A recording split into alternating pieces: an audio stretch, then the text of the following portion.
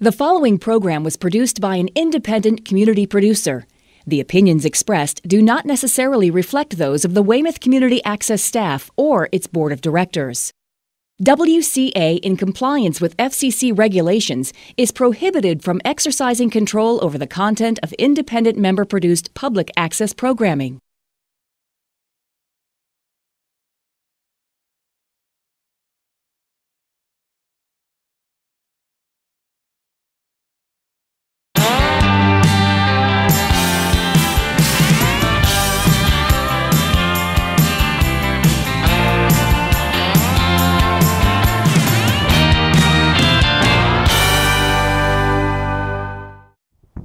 Hey everyone, I'm Dan Buttrick, and you're watching the very first episode of In the Saddle, a show covering everything in the horse world. And today we're going to kick things off by speaking with Sergeant Jacqueline Quada of the Massachusetts State Police Mounting Unit. And he's going to give us a little behind the scenes on some of the training they do to get their horses prepared for the different challenges they face in the field. So if you're ready, let's go!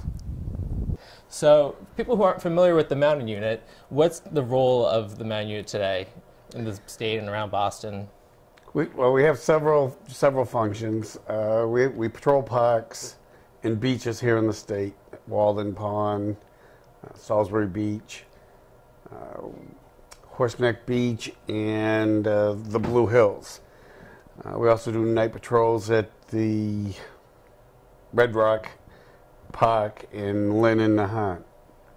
We have a public relations role. Mm-hmm.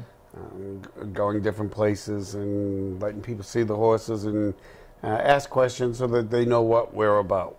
We have a patrol function between Memorial Day and Labor Day. Mm-hmm. We patrol those parks on a daily basis. Other events that we attend would be any concerts at Gillette Stadium, all the Patriots games at Gillette Stadium, and then any other, like Pat celebrations or Red Sox celebrations. And anytime that there's a chance for a rowdy crowd, they'll call us out. So anytime there's a problem that got thousands of people issue, they call you to come take care of it? They will. They will. We also do searches. Someone gets lost in the woods, they'll call us and we'll go out. We've been pretty much all over the state for searches. So how long have you been with the Mounting Unit? I came here in 2000, April of 2000, so I've been here almost 12 years. Wow. Now, had you ever ridden before that?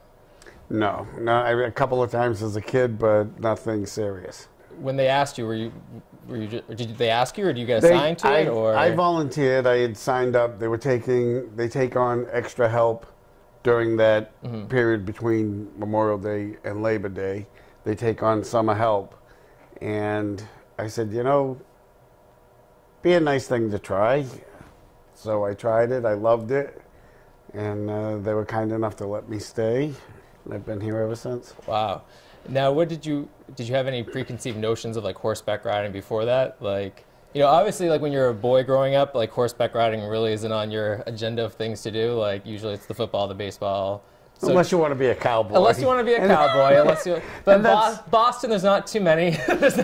You'd be surprised. There's a lot of cowboys around here. You'd be surprised. I always thought it was pretty cool. I've always loved horses to look at and touch. As a kid, I collected small horses. Yeah, like Little Briar. Right.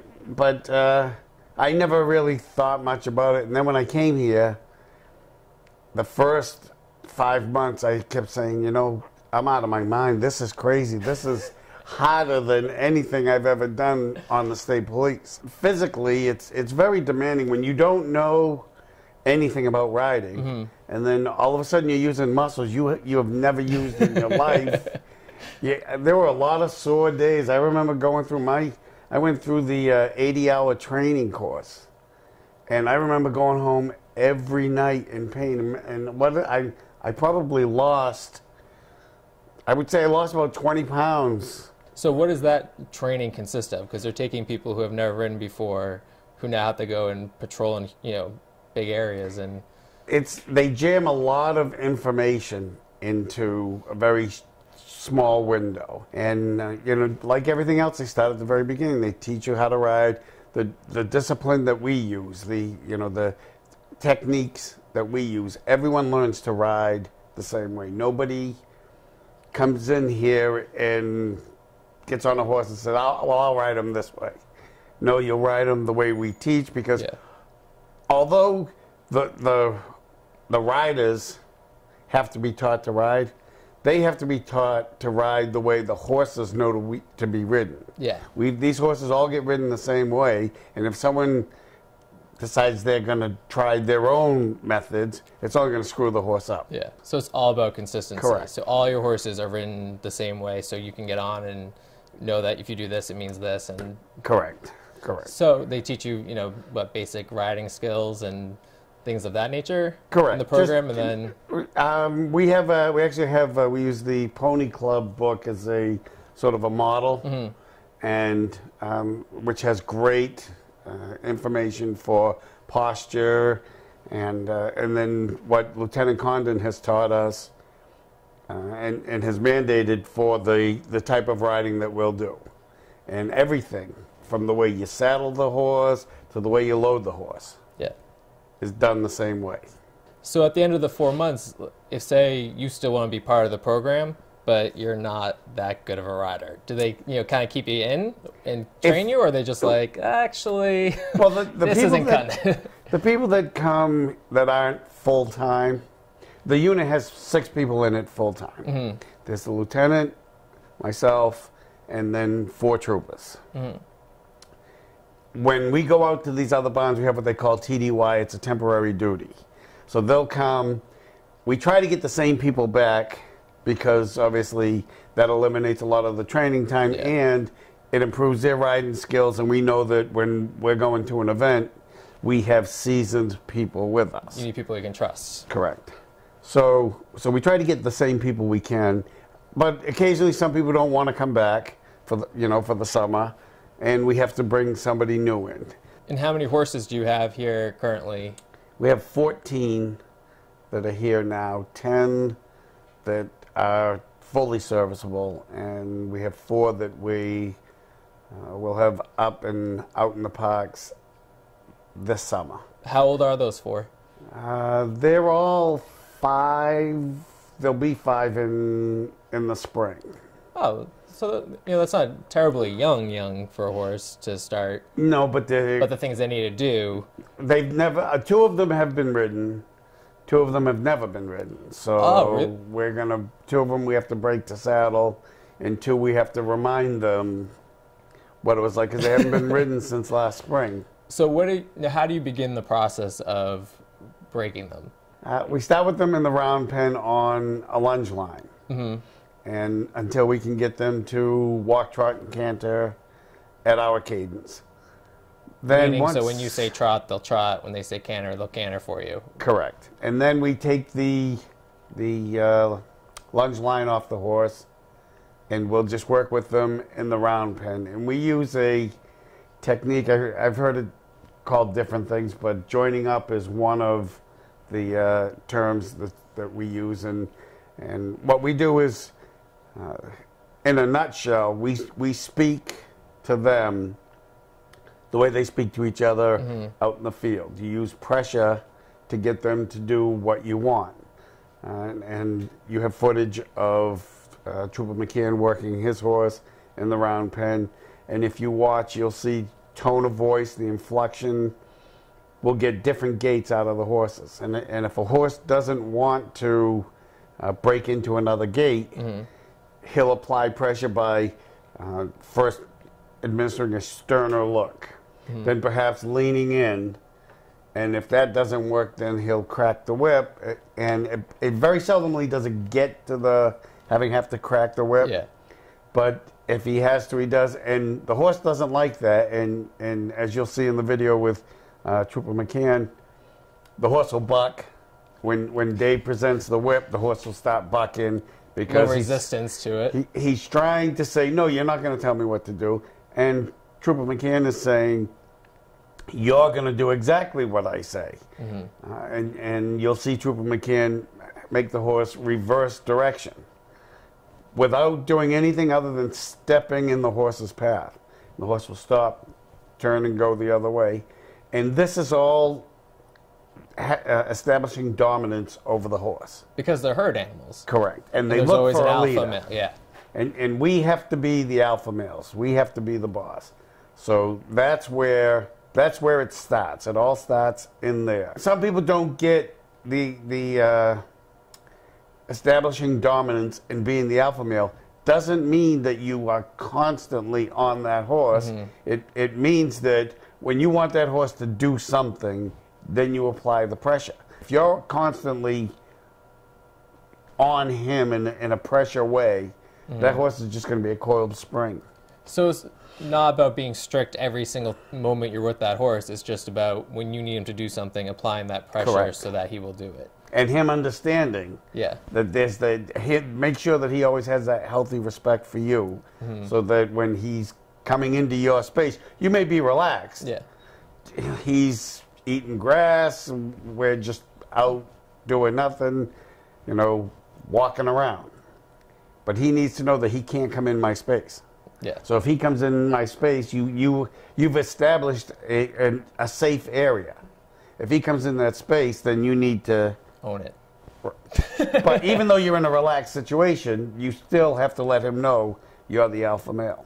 Well, I see that being a problem with a lot of people on their horses. They want to get in their face and they want to play with them and let the horse kind of come with them like a pet, but it's a 1,000-pound pet. It's not your dog that's going to jump on your lap. It's it's a big animal. For us, what I see out there when people come and they see the horse and they say, "Oh, I have a horse." Yeah. Right away, I can tell you that person is someone who maybe rides a horse once or for 2 hours on a weekend, twice a month. Yeah. The first thing they want to do is go up and kiss the horse on the face.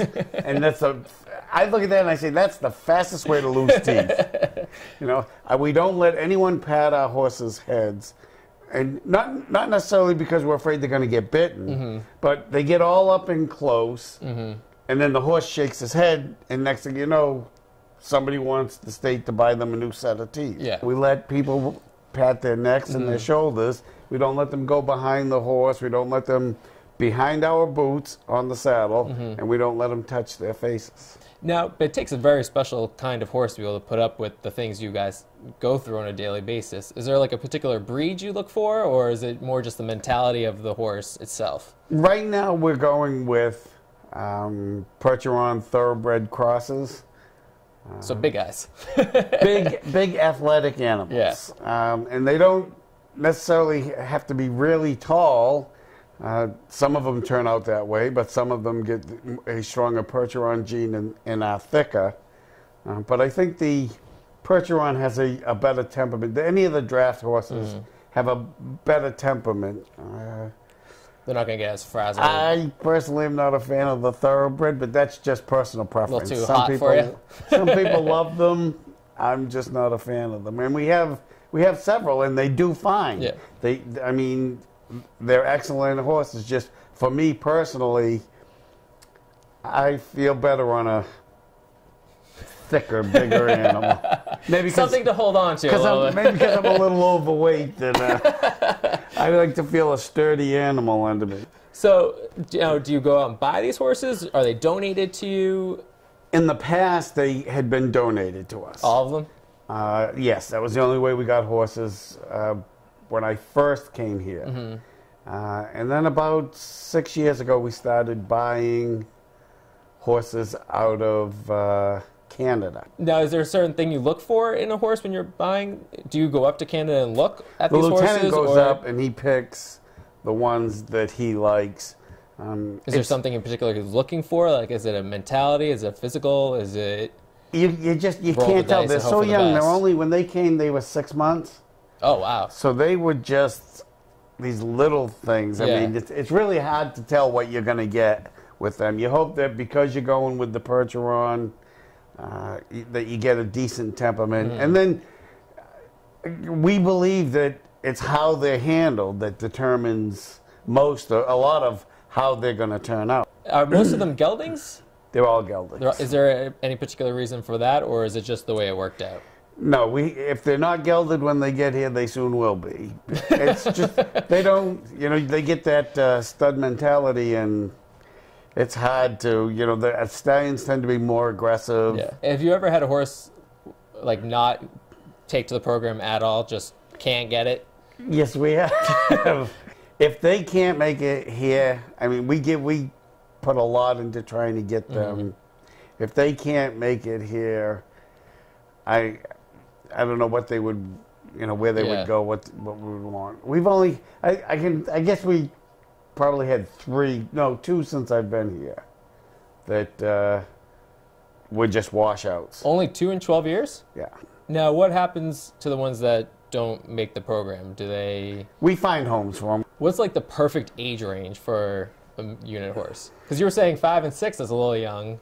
I would say between 13 and up is when they really start to be their best, most of them. The older they get, the more relaxed they get. The calmer they seem to be. What happens, like, at what point do you decide a horse is going to retire? When they can't do the job anymore. They tell us when they're going to retire. Believe it or not, they appear to really enjoy it. Yeah. So having a job and having a purpose. And it's not, they're not getting beat up. They're not, you know what I mean? It's not like the racetrack where they're running every day. They're doing a job. They're not standing around for weeks at a time waiting to get ridden. They get ridden, every day in the summer. So. And then during the winter, they're just turned out? Oh, well, we still work them. They have the Pats games, and we'll bring them in and work with them in the arena. But they do get a period where they just go out right after the summer, so that they can recover from any ailments that they've picked up over that. And just be horses. Right. Right. Has there ever been a horse that, just has been far beyond the rest and is just you've kept for well past time or anything like that? Like, oh, let's see. Like 25. Well, you felt bad getting rid of, like you just really had a bond with it. I'll tell you a kind of funny story about that horse up there. There's a sign up there that says, wanted a few good horses. That was Amigo. And we had Amigo. He was, I want to say, in his 30s. In his 30s? In his 30s. We had him forever. We used to call him the country couch. The comfy couch. He was still working in his 30s? Yeah. Wow. He was a little sway back, and it was we used to call him the comfy couch. He got too old to work anymore, so we sent him to his original owners. Actually took him back, and lore has it that he would break out of his pen, and he'd be heading back this way. Really? So we finally had to take him back. You took him back? We did. And he just hung out here? He hung out here until the vet said, listen, it's time. Now, your horse is, last week, Sergeant LaQuarrie was very nice to invite me to the Patriots game. Unexpected phone call, very nice. But, I mean, that's a long day in the saddle for you and for them. Correct. There's a lot going on. How do you prepare for a day like that, as far as physically for your horses to handle that day on the cement, you sitting in the saddle for that long, and then all the chaos around that? Well, the good thing about the Pats games is that they start right after what we call our busy season, right after the horses have been out, and they're in fantastic shape from riding all summer long. So they're in probably the best shape of the year in September. So that works out well, and the being on the cement and stuff like that doesn't bother their legs at all, or no? They have a lot of them have a pad between their hoof and the shoe, which acts as a shock absorber. And so it's like a good pair of Nikes. An expensive pair of Nikes. They don't mind so much being on the pavement. I'm sure they would prefer the beach or Walden Pond. But like you said, they're in shape already from their summer's work, so it's not really as punishing on their bodies. They're in great shape, and you hope that over the course of the summer that they've been exposed to enough elements and enough surprises that there really won't be too much at a Pats game that's going to bother them. When they work up at Salisbury Beach, they work at the campground. So you're looking at flags, campfires, kids on bicycles. So they're really exposed to a lot of things that they wouldn't normally see. When we go to a Pats game, the ideal situation for any crowd control event is to let the crowd build around the horse. You don't want to just throw the horse into a crowd because it's shock for them, just like it's shock for the trooper. Yeah. And I mean, that was my first time ever going to like the tailgating at Pat's game, and it was shocking for me to see how many people are really there. I mean, granted, it was also the biggest game of the year, but it was like crazy. that. It's crazy. There's aside from preseason, every game the parking lots are full. Yeah. What we do is we go out for about 2.5 to 3 hours before the game. Mm-hmm. When the game starts, we go back to the horse trailers. We put the horses on the trailer. They eat. We give them some hay, some water, let them calm down for a little while, and then usually around the middle of the third quarter, we saddle up again and we go back out, and we're out for another 2.5 to 3 hours. So we're anywhere. We could be anywhere from 5 to 7 hours in the saddle. That's a lot of time in a saddle. Well, it is, and the other end of it is when the game is over, when we're done, after we put these horses on the trailer, we don't go home. Yeah. We still have to come back here, take the horses off, clean the tack, stow the tack, You've another put the hours horses worth away. of work ahead of you. Right. I mean, it's not like you drive your cruiser home, you put it in the garage, and you walk in, take your shower, and... So I've heard you reference a couple times, like watching them in the field and how they interact with each other. Is that, do you bring that to your training, as far as trying to be like part of them and becoming that alpha male? Do you watch how they work with each other and work that towards? And this is just my opinion, but I believe that for me, that's been the most helpful way to learn to deal with them, because you learn how to talk to them if you watch how they interact with each other. You see that they don't. If one is irritated with another, he doesn't immediately kick that horse. Yeah. There's a progression of posturing that goes on first, and that's and that again that again translates to how we train them in the round pen. If you watch a horse who's irritated with another horse, and with anything, irritated with anything, I laugh when people come up and they want to pat the horse, and the horse pins his ears back, and they say, "Oh, he likes when I do this." And I'm looking at him and say, "No, he doesn't. His ears are back. He's not happy Ears with you." Ears flat back to the head does not mean he likes it. So, but if you watch them, you'll see that's what they do. They posture with their faces, and they'll pin their ears. And then if that doesn't work, and then they'll maybe nip at you. Or if you're behind them and they don't want you behind them, they start with the pinning of the ears. Then they'll lift a leg. Yeah. And then they'll even hitch themselves up, like feign throwing a kick. And if you haven't got the message by then, then it's time for them to just unload on you. And so you're taking things that are natural to them and putting towards your training. It's not like you're just out there and training with like a whip and, correct. Yelling at the horse till it does what you want to do. If a horse comes up behind you and you don't want him behind you, and you say, "Don't get behind me." Yeah. he hears blah, blah, blah, blah, blah. That's all he hears. But if you shoot him a look, then you have his attention. Yeah. And if he still doesn't move, maybe you nudge with your elbow. If he still doesn't move, then, you reach back with your foot, give him a little kick, and then he says, "Oh, that's what he wants me to." Okay, Oh, you really fine. meant not to get right. And you'll see it, and you saw it with Trooper McCann. His horse got too close to him, and he just hit him with his elbow, and the horse backed up. And then, if you watch closely, you'll see Dave took a step back, and the horse took a step back, keeping that distance. Having respect for that space. And that's where you learn from what they do out there, and you take it into the arena, and you use it to train them. Now, in your arena, I saw you have a ball hanging on a string, swinging around. Yeah. You've got flags overhead. You've got mirrors on the wall. Are these things you do, to help desensitize the horses as much as possible before you go to these? Everything except the mirrors we use more so that we can check our own posture as we ride. But you don't bring them in and take the ball and swing the ball. You let them walk up to it, they'll sniff it, they'll push it with their nose, and then they'll jump back because it moved. Yeah. Well, what is this thing moving for? And then little by little, you teach them.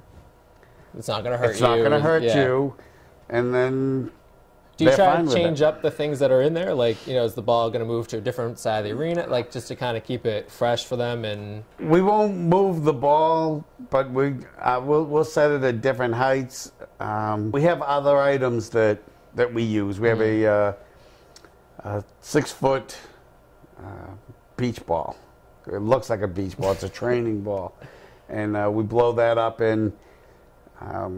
some people would say we were playing soccer, but we're not playing soccer. We're teaching the horses to move the ball with their chest, not to be afraid of it, so that when we want them to push something, they'll use their chest to push it. If you have, people who don't want to move, that horse will walk up with his chest, and as opposed to rearing up and striking out, he'll push it with his chest. You want him to know that he can use his chest as a tool in the situation. And the reason that we use horse against horse with the ball is to imitate an object giving resistance. If they just push the ball and the ball rolls along, then they expect that. But now they come up against a person and they push him and they don't move. Well, what am I supposed to do now? He didn't move. I pushed him. So when we use horse against horse, it creates resistance, and they learn to push against things that push back. Now, see, I'm going to play devil's advocate for you. But no, why can't an officer on a bike do the same thing? Why can't an officer in a car? Why is it so important to have these horses in these crowd control situations? Well, you can't take a car into a crowd. These guys here, you have a vantage point to see. When I'm sitting on my horse, I'm 10 feet in the air. I can see. Yeah, your horses are very big, so I can see well into the crowd. And if we're talking crowd control events, you can't maneuver a car or a bike like you can maneuver a horse. Or people can be threatened by a bike. Right, and well. People see a bike coming at them. They know that police officer is going to stop that bike. It's not going to run them over. Yeah. I think that there's always a little bit of doubt in their head how far that horse is going to go. We did the Red Sox. When the Red Sox won the World Series the first time, we went to Boylston Street, and it was just a sea of people. Yeah. It was... that you couldn't see, you couldn't find one bare spot of pavement. It was just people everywhere. And they let them celebrate for like an hour, and then they said, we need to get control of the streets again. And we had 8 horses at the time. 8 horses at that event. And we took 8 horses, ran them into the crowd, and I would say probably 5,000 or 6,000 people. 8 horses for a crowd of 5,000 or 6,000. There was a much larger crowd. There was the area you were in. There was probably about 20,000 people on Boylston Street. But the 8 horses, we split the crowd with the special ops tactical team, and they had another crowd control team, and the motorcycles, and they went and pushed everything towards the hospitals, and we pushed everything in the other direction. And we just took the 8 horses, went into the crowd, nose to butt, and then we just turned them so they were facing the crowd, and just slowly walked and pushed 6,000 people right off of Boylston Street. So they proved their value horses. with only 8. For me, that was one of the more exciting events as far as learning what these animals can do. I just want to thank Sergeant Linquata and the Massachusetts State Police for letting me spend the day with them today. I really learned a lot about the importance of patience and consistency in training, and I hope you guys can use some of these techniques in your training as well. So until next time, I'm Dan Buttrick, and thanks for watching.